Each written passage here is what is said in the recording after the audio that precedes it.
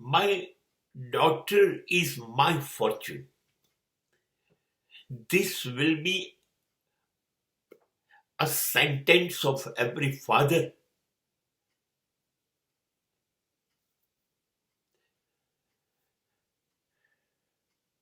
દીકરીનું હોવું એ જ તમારું સૌભાગ્ય છે. દીકરી નહીં હોય તો તમારી પાસે નસીબ જેવું કશું બચશે નહીં. કવિઓએ ગાયો કાળજા કેરો કટકો મારો. કાળજા કેરો કટકો નથી, આખું કાળજું છે બાપનું દીકરીએ.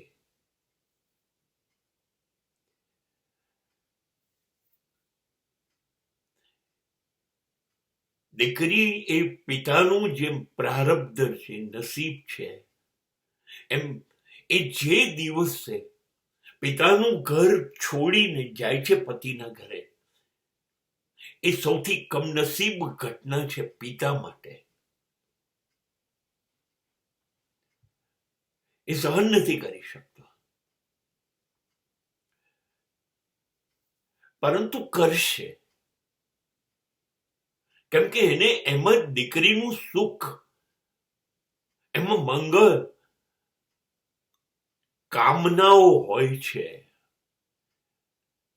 દીકરીના સ્વપ્ન સિદ્ધ થવા જરૂરી છે. માટે પહાડ જેવો બાપ દીકરીને ભેટીને વિદાય આપે છે. નહીતર એને પાક્કી ખબર છે કે મારો આધાર, મારું જીવવાનો સહારો, મારું કારણ જીવવાનું મારી નજર સામે જઈ રહ્યું છે. એને ખ્યાલ છે.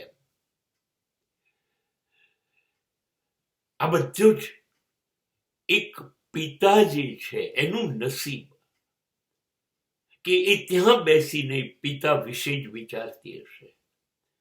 એનું સમગ્ર આયોજન 1 થી 100 સુધીનું પિતા અંગે જ હશે.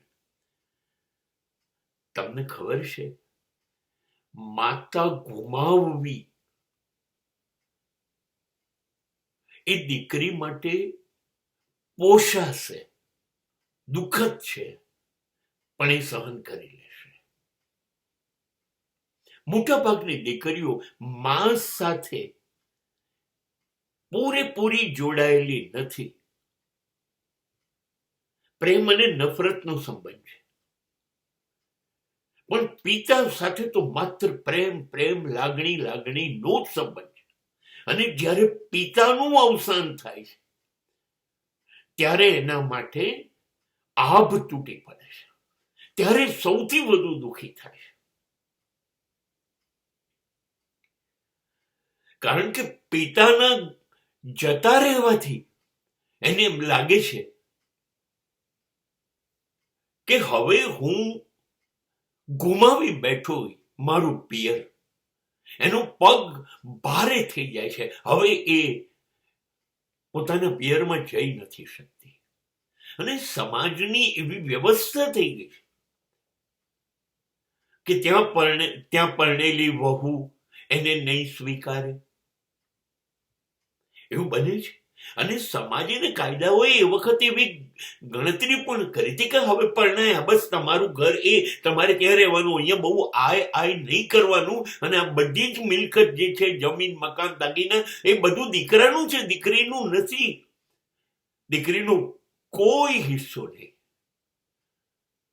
હા, બાપ હતા ત્યાં સુધી એ ઘરમાં એનું સ્થાન હતું.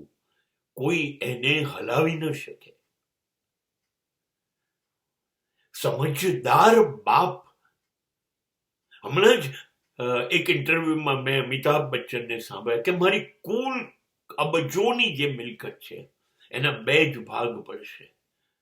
એક દીકરાને મળશે ને એક મારી દીકરીને મળશે. આમાં કોઈ દલીલ, કોઈ શંકા, કશું ચાલશે નહીં.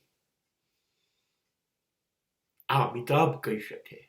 પણ ગામડે, શહેર, ઘરે દીકરીઓને આ મળશે?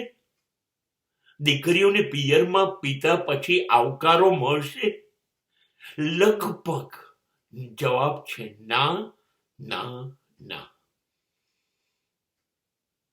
એને ગુમાવ્યું પિયર બાપની સાથે જ. દીકરીને જે દુઃખ છે એ આ છે કે પિતા ગયા પછી હું સાચે સાચ આધાર વગરની થઈ ગઈ.